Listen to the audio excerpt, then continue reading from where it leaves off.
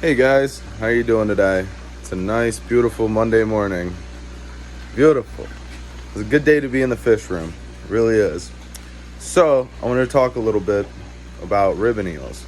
I posted a little video up on my Instagram, and I know I have a good amount of people in there that like eels, they keep more eels, and all that kind of more aggressive kind of stuff. So right now, I have a ghost ribbon eel, and then I have one of the black ribbon eels. I'm getting the blue one, but ribbon eels are very, very, very hard to get to eat. Usually, from what I'm reading, because these are the first ones I've ever had, from what I'm reading, you have a lot of success with getting them to eat live food. So, AKA, do not feed goldfish, do not feed rosies. Those can result, it's just like if you feed your lionfish that, it can result in fatty liver disease and kill them after a while. Those fish are just very disgusting, nasty fish that have lots of disease.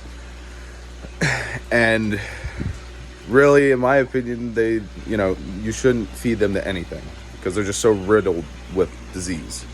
So the hardest part is getting them onto frozen. And so what I've read is people put mollies, saltwater mollies. There's freshwater mollies, and you convert them over to saltwater.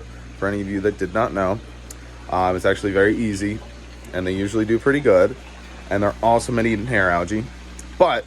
So they'll put them in with the eels, and then the eels will naturally eat them. Sorry. Their eyesight is not good. They go by smell. So that's why, well, I'll get into that in a little bit. So that's where the difficult thing to get them to eat stuff that, AKA the frozen, anything frozen. So that's why you have to, mainly the biggest thing is you just got to get them to eat something. Doesn't matter if it's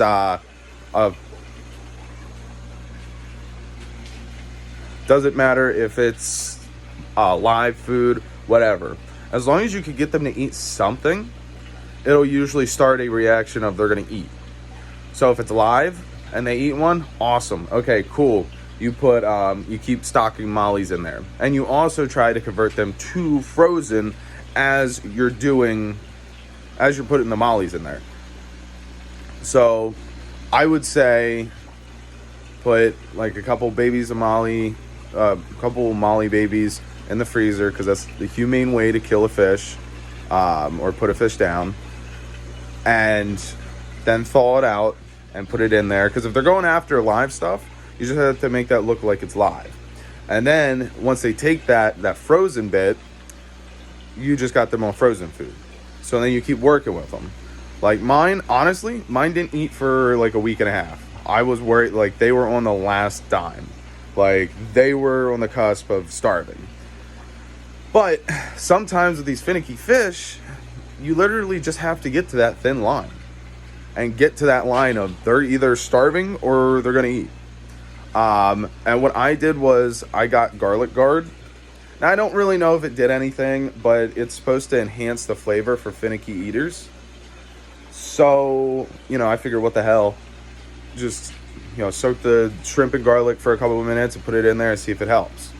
I don't know if it was that got them to eat, or if it was just dumb luck. But I'm going to have part 2 to this video, and I'm going to talk about how I got them to eat it, because it was not easy.